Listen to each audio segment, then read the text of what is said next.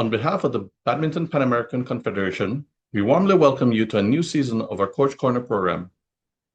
My name is Richard Wong, and it's a pleasure to be your moderator today. In today's session, we will address a key topic for sports performance, the role of nutrition before and after training and competition, and its direct impact on athlete recovery and performance.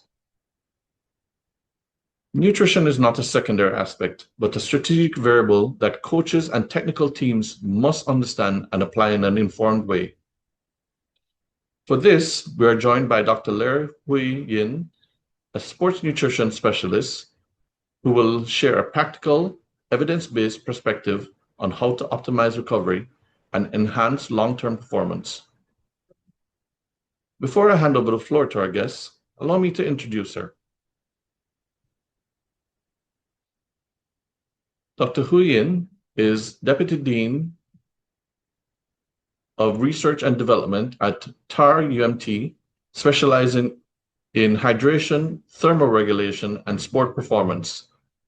She's an outstanding researcher award recipient for the TAR UMT and FIEP commemorative medal honoree, and she has led multiple national, international, and industry-funded research projects with global collaborations across Asia, Australia, Europe, and the USA. Welcome to our program. Thank you so much for joining us and for welcoming us to your home into your home in Malaysia. Production team, please begin the presentation. Good afternoon, everyone. Thanks to be here to become my audience. The topic of my presentations today is Fueling Performance, the Power of Pre- and Post-Recovery Nutrition.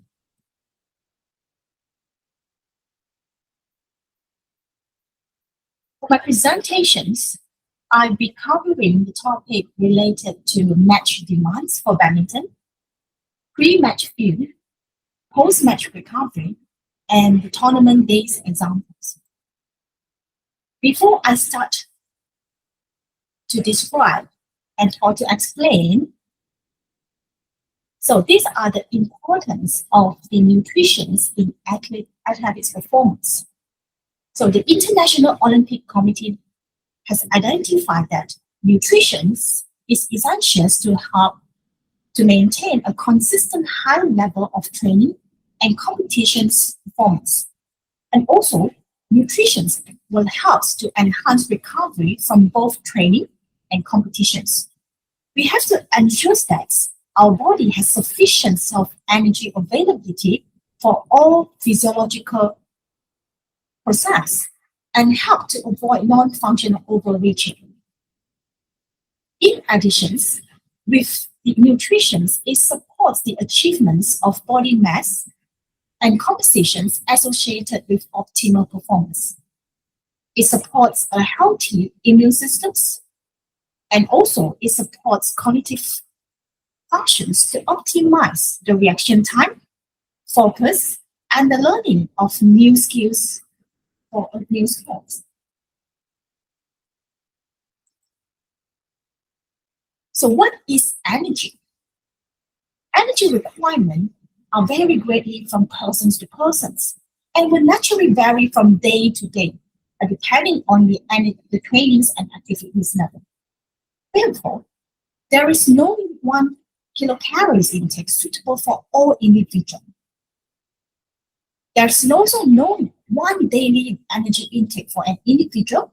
For example, double training sections on Monday and Wednesdays require greater energy intakes than a single training sessions on Tuesday and a rest day on a Sunday. So let's look into this figure.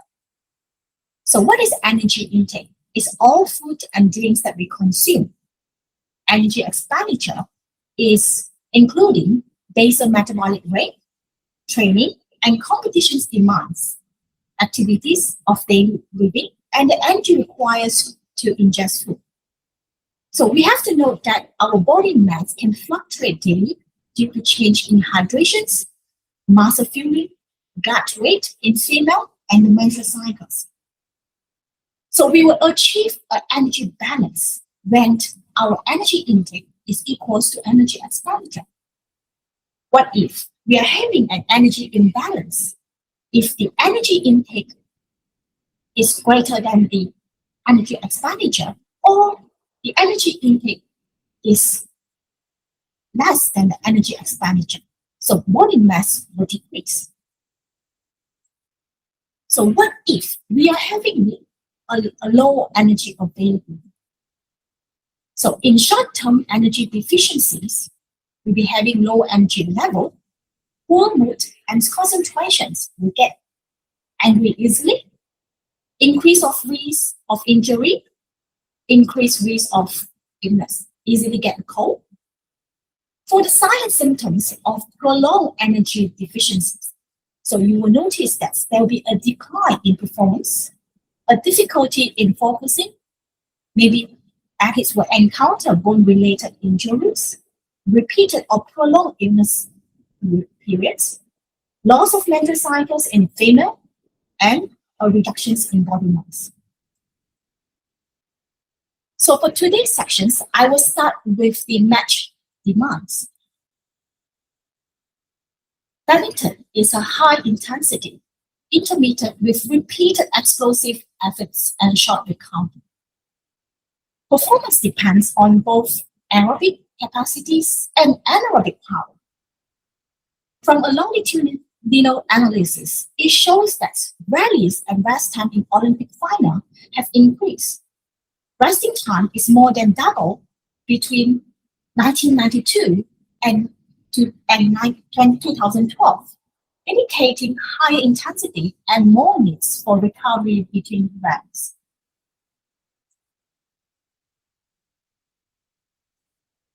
In badminton, most rallies last only about 7 seconds, but the rest between points is about 15 seconds. So looking at the number, we notice that the work to rest ratio is 1:2. So badminton is not a marathon. It's 100 of sprinting. So you can imagine that.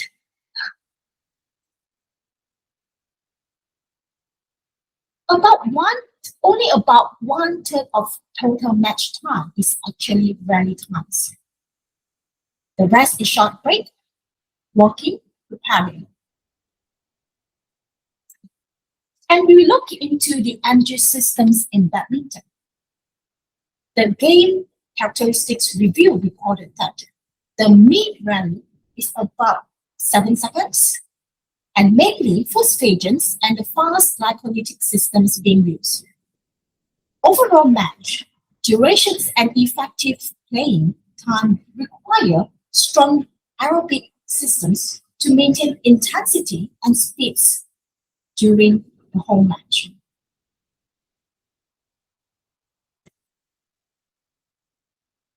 So what coach should know? What athlete should know?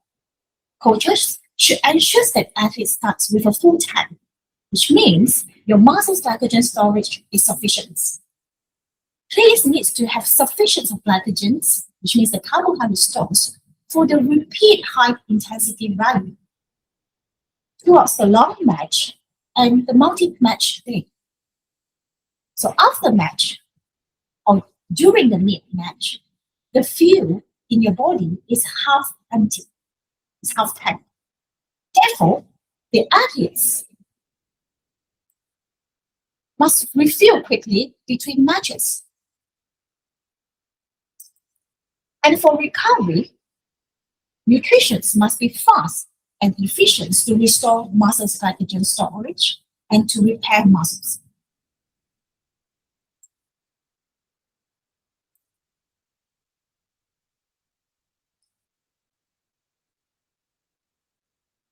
So, for pre-packed match fuel preparations,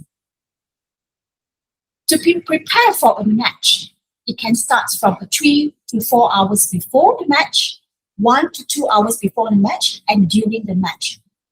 So the timing is important to maximize, to optimize the performance. So I will call this as the pro plate. which means 3 to 4 hours before the match. So for carbohydrates, which including your rice, pasta, potatoes, should be about 50% of the total plate. Proteins contributes to 25%, and another 25% will be the vegetable, which including vitamins, minerals for the health purpose. Try to avoid very high fat and very high fiber to reduce the GI distress. And more importantly, we have to ensure that we are well hydrated, we have a clear urine.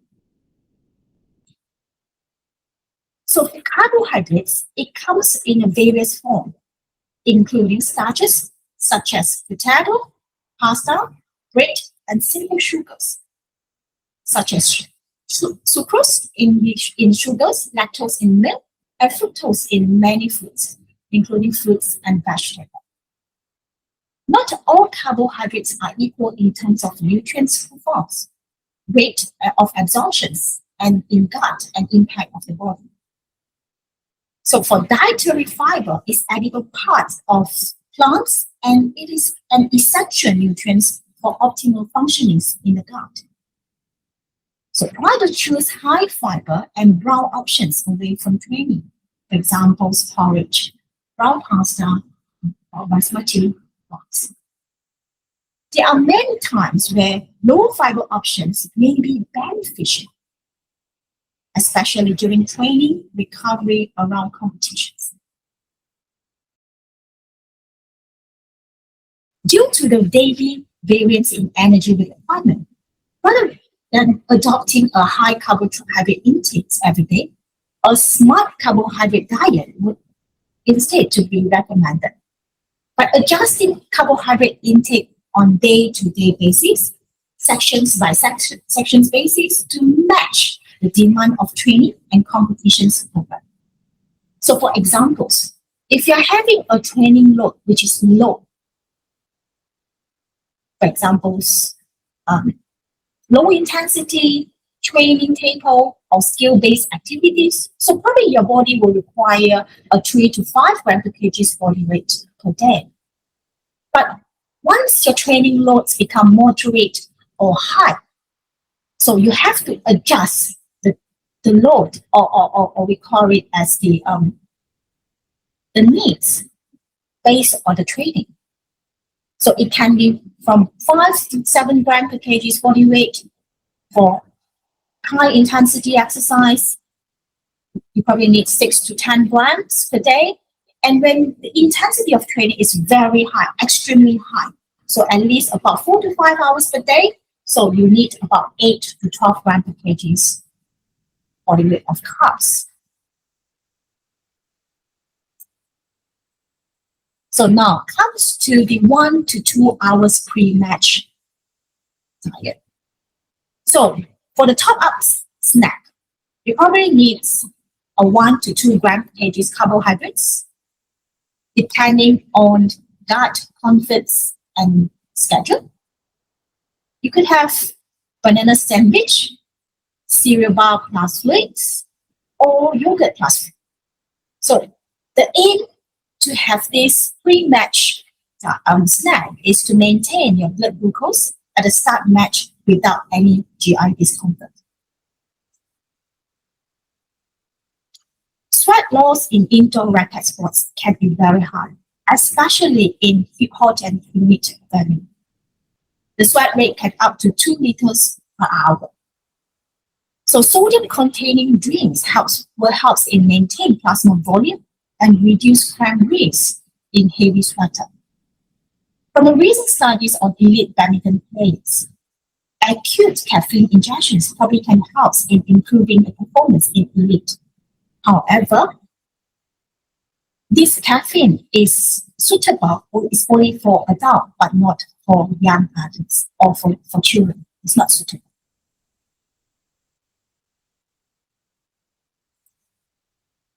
So for quick carbohydrates during long match, so if the match is longer than 60 minutes or multiple games, so small amount of sports drink, gel and fruits can help if you have time for the fruits. So most probably we will take sports drinks or gel. So aim for 30 to 60 gram carbs per hour from the drinks or fruit. Moving on, it comes to post-match recovery. From nutrient timing literature and ISSN physician stand, muscles is more sensitive to nutrients immediately after the exercise. So this rapid carbohydrate intake accelerates glycogen resynthesis when recovery time is short. So I would say that the first 30 minutes is the golden window for the muscles glycogen replenishment. So with the combinations of the carbohydrates and protein, it will enhance the glycogen storage and stimulates the muscles protein synthesis. So for recovery, we have to remember these three R: refuel, repair, and rehydrate. With this, it will help you to achieve full recovery. Refuel with carbs, repair with muscles, repair your muscles with the proteins, and rehydrate with water. A goal during a competition seasons is to maintain full glycogen storage. And for muscle damage, can impair the glycogen synthesis after exercise. Therefore, consume 1 to 2 grams of carbohydrate per kg body weight during post-exercise for the first 4 to 6 hours, followed by regular dietary habit, can optimize the glycogen replenishment. For muscle tissues repair, protein is needed. So both muscle protein breakdown and muscle protein synthesis are initiated by exercise. Daily protein is necessary to keep the net protein in balance. A negative protein balance will reduce muscle mass, thus negatively impair performance. So as coach or as athletes, as badminton player, we have to ensure that the protein intake is sufficient for the muscles hypertrophy, for the repair of exercise, which induced by muscle damage. This all depends on the positive muscles protein balance. So research has been found that muscle protein synthesis has been elevated up to 24 hours in response to a meal. Meals that contain protein should be consumed every 3 hours, with a meal containing protein right before bed. Again, same as carbohydrates, protein intake each day should be the same whether you are doing a gym sections, conditioning training, or having a recovery day. This protein should be spread out over the day in meal, snack, and before bed, as well as before and after training. It is also beneficial to consume a slow-releasing protein before bed, for example, milk and yogurt, as it stimulates muscle recovery overnight.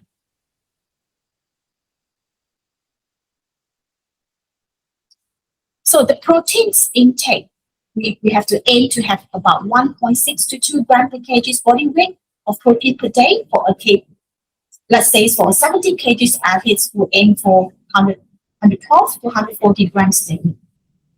So the intake might be increased to 2.5 grams per kg body weight if you are looking to gain weight.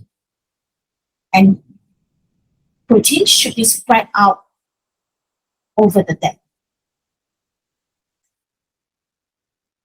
I believe that you have heard about this BCAA, branch chain amino acids. It's an essential amino acids to play an important role in muscles metabolism.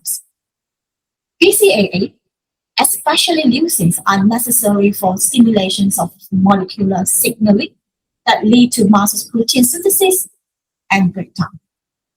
But Injections of this BCAA without co-injections of a source of the other EAA will not stimulate a maximal muscle protein synthesis response. BCAA supplements should not be used to reduce exercise-induced muscle damage or stimulate muscle protein synthesis. BCAAs can help initiate muscle repair, but they are not enough on their own. So for real results, you need a complete protein source after training. So what does a recovery look like? You need a bottle of energy drinks, you need 60 grams of carbs, and you need 20 grams of proteins. Athletes should aim to drink fluids throughout the day to recover from the training sessions and their next sections hydrated. So how do you ensure that you are hydrated? Through the urine color. If you look at your color is plain, is slightly yellowish, so indicating that, okay, you are kind of like hydrated. But what if your urine color, it turns to brownish, orange, then it shows that you are not well hydrated. Food with high water content, for example, watermelon, soap, it can contribute to the meeting daily hydration need. And also, consuming a beverage with sodium or eating something salty, it can help in retaining fluids with athletes have issues of hydration. So for sodium concentrations in rehydration beverage, usually it will range from 460 to 1,150 milligrams of sodium per liter. For post-exercise sodium intake, so you aim for 1.2 to 1.5 grams of sodium per liter of fluid loss. So this is to help to encourage fluid retention and support fecal plasma. So I'm showing you these scales to let you understand that your urine should be plentiful and its color should be in well-hydrated zone, which is 1, 2, 3. Okay? So if it is not, or your urine color is darker, so which means you need to start drinking immediately. So if someone who lose or they lost fluids more than 2% of the body weight, so it will significantly impact their exercise performance. So they start to feel fatigue, they start to reduce concentrations, reductions in reaction times, and so on. So when is the best time to rehydrate yourself? So rehydration is most effective when fluid is drunk over several hours. I usually will use a formula which is 6 ml per kg body weight every 2 to 3 hours. For example, if I'm 70 kgs, so 6 ml, which means I need 70 times 6, which is 420 ml. I supposed to drink this amount of fluids throughout the 2 to 3 hours of time to ensure that I'm well hydrated before the competitions, before the training, or even before entering the lab of doing or participating in any of the research project. So how much of fluids is needed? So if let's say you're losing about 1 kg of body weight, so you have to replace 1.5 kg of fluids. We usually use 150% of fluid replacements. So what to drink? Water is good. As I mentioned earlier, we need some help from the sodiums, which it will help for water retentions. Otherwise, it will be like you drink 1.5 liters of water, later on you feel you have the urge of urination and you flush out this 1.5 liters of water. So you need some sodiums to salt to return the fluids in your body. So here comes to the last sections, the tournament days examples. So this is kind of like a conclusions what I've discussed earlier. So if let's say we are planning for a meal around the match. So in the morning, 7 o'clock, okay, we have a breakfast. This is the main meal. And then we follow by your competitions. All right, the competition maybe is 2 hours later or 3 hours later. We start 9 or 9 o'clock. So after your match one, you will need a recovery snack, which I've mentioned earlier. Within the 30 minutes is the golden window. You have to ensure that your body is replenished with the glycogens and some water. And then you will have a rest. At 12, you will have your lunch, a light meals, and followed 2 o'clock in the afternoon. You have your pre-match snacks because you have to get your body ready for your match 2. And after the match, you need your dinner. And this is the time for you to refill back whatever you have lost during your match 1 and 2. So this is a full replenishment of glycogens, proteins, and water. So these are the common mistakes that made by the athletes. They thought that skipping the breakfast can avoid themselves of getting this GI, gastrointestinal discomfort. So they skip breakfast. Or they only drink water. They did not take in carbs on long days. And some athletes, they thought that, oh, I need more energy. So they had a heavy fatty fast food in between the match. And in fact, this it won't help. And some athletes they try a new supplement for the first time in competition. We usually will encourage athletes to try during training, but not during competitions, because you wouldn't know whether the supplements will have side effects on you. Conclusions. To maximize the athlete's performance and recovery, you have to prioritize as far as nutrition planning around training and competitions.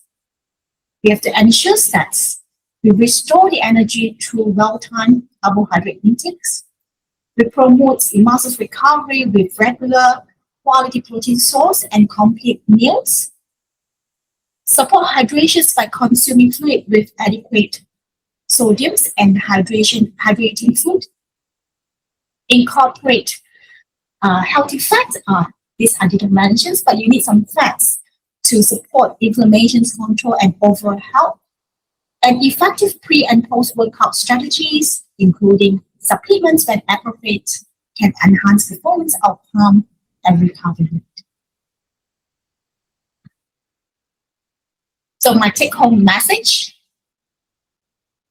when you have a pre-game before competition, start with a full good meal snack before playing. During the competitions, you have to ensure that you fuel during long days. For example, water with electrolytes, some carbs snack. And for the post-game recovery, ensures that you recover fast with the carbs, protein, and fluids within 30 minutes. Thank you very much for your attention. Now we'll move on to our questions and answer section. Please, if you have any questions or comments you would like to share, type them in the chat box. Remember that this is a pre-recorded session. Therefore, questions will be answered directly to your emails. We prepared some questions in advance and hope that they will provide you with more valuable information.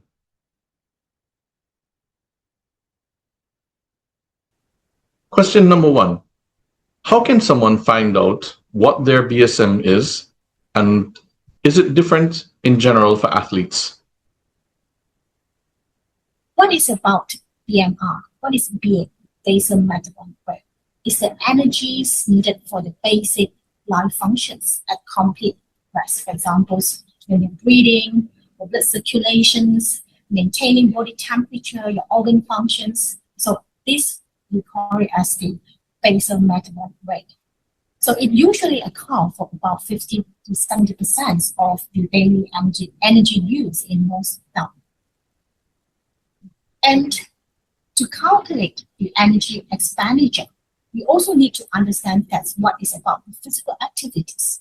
Like for example, all movements, the daily activities, which comprise like household activities, walking, running, and for athletes, it can be high because you involve in training. And another one is the thermic effect of food, like the energy used to digest and to process the food that you have intake, and usually you take about 10% of the daily expenditure. So your daily energy expenditure is equals to your basal metabolic rate plus your physical activities plus the thermal effect of food. So there are two ways to find out about your basal metabolic rate. So the first method, we call it as the indirect caloric matrix, the lab methods. So what you can do is you need a metabolic card, put on your metabolic mass to measure your oxygen consumptions and the carbon dioxide reductions under a strict resting conditions to estimate your resting energy expenditure. And we consider that this is the most accurate method. And this method is used in research or high performance setting.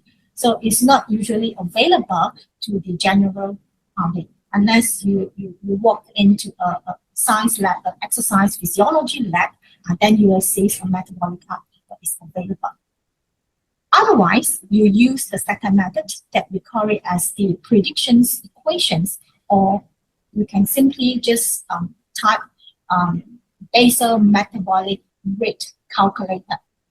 And many of the clinical or health websites, they provide this calculator where you can input your age, your sex, height, weight, and sometimes you can type in your body compositions to get an estimations about your basal metabolic rate.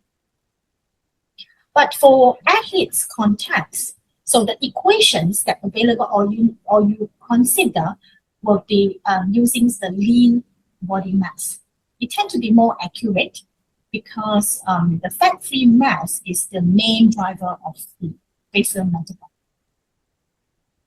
So is that any different? Is the BMI difference for athletes? The answer is yes, because athletes typically having a high fat-free mass, which including muscles and organ mass. You will see that athletes basically their lean mass is greater than a normal people. Therefore, they often will have a higher BMR than non-athletes of the same age, sex, or body weight.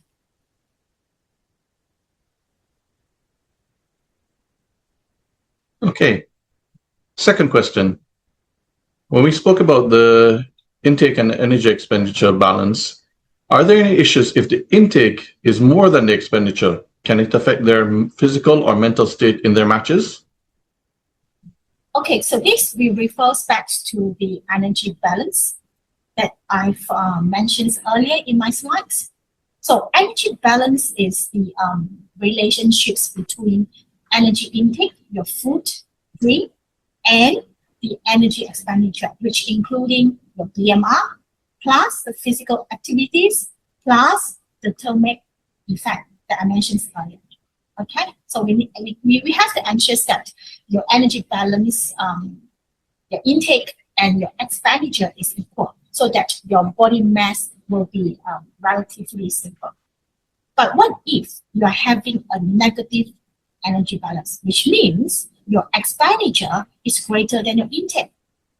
Therefore, your body mass and your available energy store, which means your glycogen storage, your creatine phosphate, or your energy storage in your muscles will decrease. And if you're having a positive energy balance, which means your intake is greater than your expenditure, so this will cause that your body mass increase over time. So you feel healthy, and usually it will affect your fat mass. Okay, so let's look into if or when your expenditures is exceed intake. So we call it as the low energy availability.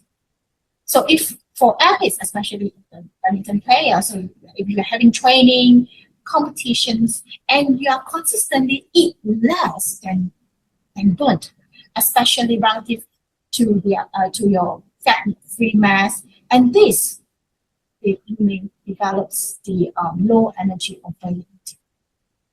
So how does this affect? How can it affect your physical and mental state during the match? So if you're having a low energy availability, what will happen to you? So you will notice that your physical performance, like you will have a reduced training response, you will have a slower recovery, and you feel fatigued easily, your endurance performance reduced, your high intensity effort like sprinting, power actions will be affected, become poorer, and this will increase the risk of injuries, illness for female athletes. Maybe you will encounter these menstrual dysfunctions or bone-related issues, and this is as a part of the relative energy deficiencies in sports. And how does it affect the mental and psychological consequences? For example, it probably will impair your judgments, concentration, your focus, and your coordinations. And if you're all the time in low energy availability, it will affect your mood.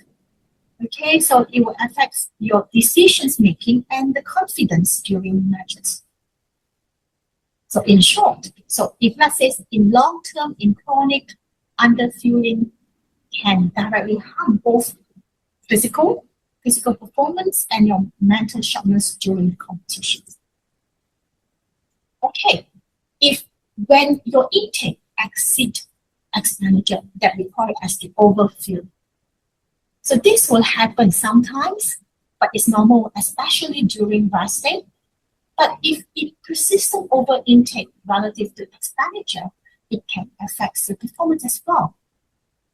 So for physical effects, how does it affect? If you're taking too much of food, so this will increase your body fat over time, and which can reduce your relative strength and speed, especially for those agility-based sports like badminton. And if you're taking too much, this will cause the GI discomfort and feel heaviness if the large meals are taken or eaten too close to training or competitions. So some of you might felt cramp, bloating, reflux, and so on.